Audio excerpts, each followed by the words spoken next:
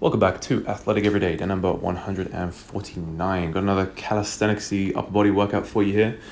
This one was a little bit later than I expected it to be.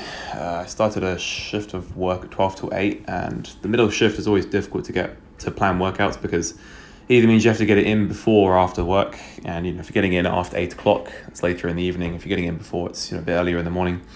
A bit disappointed I didn't discipline myself and wake up first thing in the morning. I've gone through phases in the past where I tend to work out excessively late at night, and I've also gone through phases in the past when I've gone into waking up at 5, 6, 7 in the morning and doing my workout first thing. Just at the moment, because I've just built up this, obviously the momentum of every time I wake up in the morning not doing a workout. I do other things. I'm active, making meals mostly. I've just gotten out of the routine of doing the workout, but I know for a fact that if I just went and did the workout first thing in the morning, it would just make the rest of the day a lot more efficient and effective. I'd be able to get through it a lot more. But these are things that you have to consider.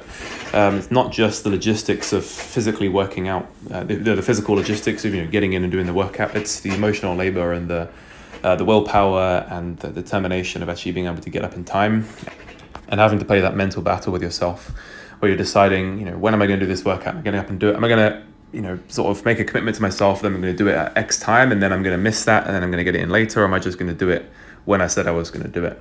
And sometimes you do win that battle, and you overcome the resistance and the adversity that that is inevitably going to be there when you're doing something that you should be doing, something that is going to progress you and make you better. Or sometimes you will lose that, and sometimes you will have to do the workout under a less optimal circumstance at a time when you have to get it in by necessity rather than when you want to. So that was kind of the thought I was having when I was doing this workout later on in the evening. Just why didn't I get this in earlier in the day? And I know for a fact the same thing's going to happen today because I'm going to get my lower body workout in later on when I record it later on after work today as well. So I think tomorrow I'm going to make the commitment, and I made a commitment before on this channel, that I'm going to get up early and do the workout first thing. If you make a pre-commitment where you say to yourself you're going to do it at X time of day and you're going to do it X location, then you're way more likely to do it rather than sort of waking up and seeing how you feel when you get up. I'm making the commitment now, and you guys can call me out on it if I don't upload the workout the same day and do the workout in the morning. Max, you didn't follow through on your commitment, so that's part of the reason why I have this channel as well, is to remain accountable.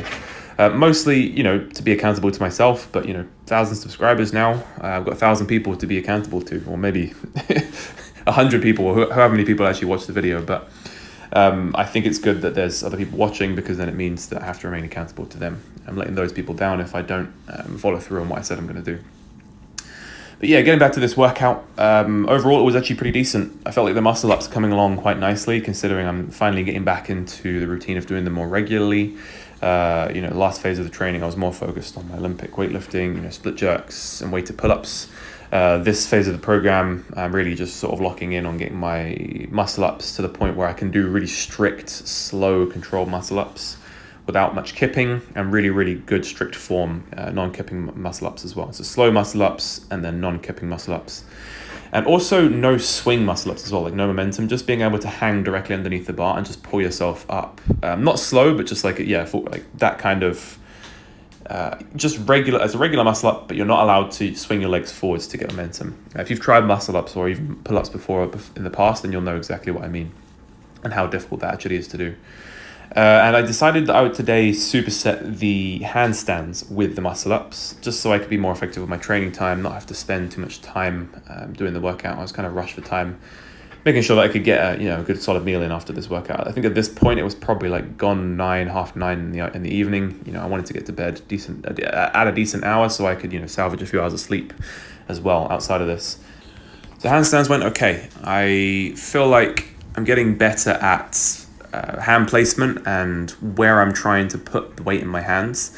The actual core control and the actual balancing aspect, which is the entirety of handstands, I am kind of struggling with that. I find that when I get too far away from the wall with my feet, I'll just lose balance and I'll just fall all the way over. And I think what would help me to improve on that is to work on my hollow body position and keeping my core engaged so that I can then pull myself back into the wall.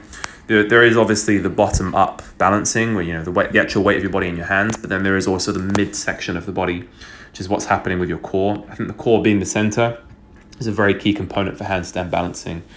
Obviously, there is also the top as well. What's happening with your feet? You know, if you move your feet, then that's going to affect how the rest of the body sways. But I think it's the core is the key component there, which is very much coming from hollow body position.